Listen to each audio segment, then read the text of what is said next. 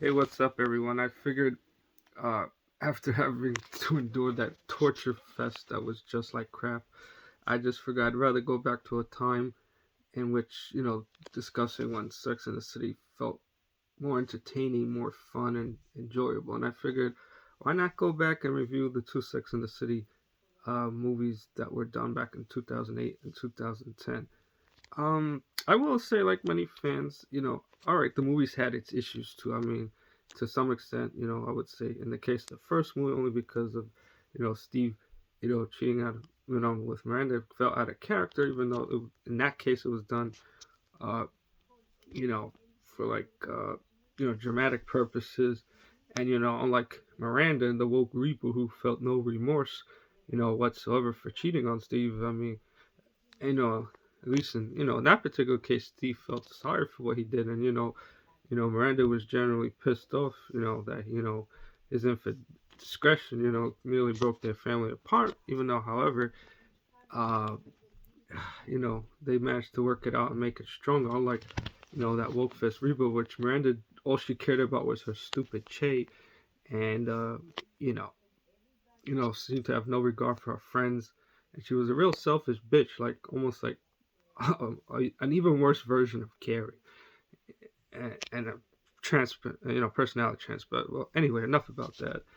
Well, in the case of the first movie, at the time, celebrating the 10th anniversary since the show, premiered, and 4 years after the events of where the finale, left off, Carrie and Big are still together, but then, they finally contemplate, you know, getting, married, and it's like, of course, this will be like Carrie's first wedding, and you know, John James Preston, he finally gets his name in the first movie after the caller ID hinted about in the finale.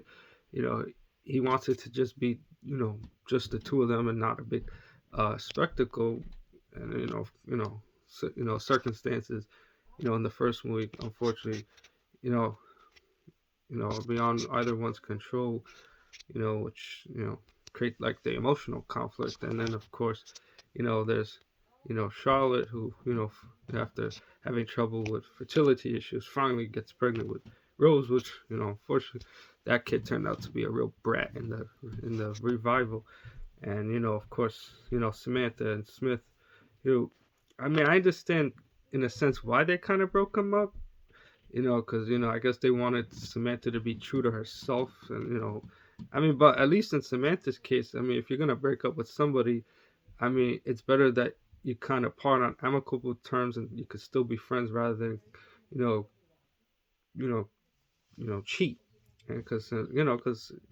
sex is something Samantha loves and craves, like many people understand, and in the case of the first movie, I think personally it would have served as a perfect, route, conclusion to the series as well, since it ended things on a better note. And like, I will say, like, yeah, the second movie was kind of unnecessary, but in a sense, the second movie, kind of like the crappy revival, was done. How would you say, like, as a cash grab because of how successful the first movie was. And I mean, at least when you're watching the two movies, even with the flaws that it had, at least the ladies felt like themselves. You were entertained. The fashion was great, and things like that. And like I said, Samantha is, in my opinion, I know many fans will probably agree, was the key to holding everything together. It's kind of like, without her, it becomes like another Golden Palace, situation, in which without Dorothy, it just the chemistry and the dynamic is just not the same. And of course, in the case of Sex and the City 2, which at the time was considered the worst movie ever made, however, compared to that shitfest reboot, that I had to, many people had to endure, it's a cakewalk in comparison to what the revival did to its characters. I mean, I will admit, the second movie, in a sense, it's kind of viewed more as like an escape fun, and it's like Carrie and Big are like now adjusted to marriage, and then they're wondering if they're gonna lose the spark in their marriage, since they have different ideas of activities and stuff. And then of course it deals with Samantha going through menopause, and of course how would I say, like, it it's kind of like, I mean, in this one, Samantha is kind of like almost in a sense reduced to like a character for former herself, almost like act. I mean, she's been known to be brash and bold and saying whatever, doing whatever she wants and not caring what people think. But it kind of took it to like a whole uh, new level, and and the film was at the time considered offensive and racist and almost like a stereotype, which I admit to an extent it is, but I mean, like I said, even though I'll even admit the second movie is not the greatest. However, like I said, compared to that awful revival, at least the second movie, as bad as it was, you could say it was entertaining for the right and the wrong reasons. I mean, like I said, it still had the great fashion. The ladies were still together. They still resembled at least somewhat of the characters that they were in the original series before the revival just pretty much took it all away and destroyed it.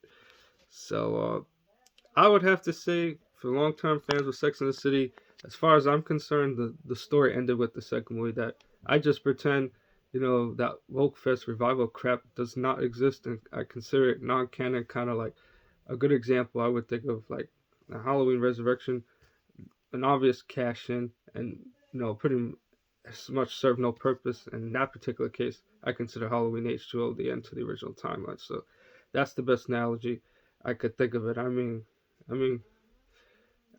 that's pretty much all I can say about the two movies.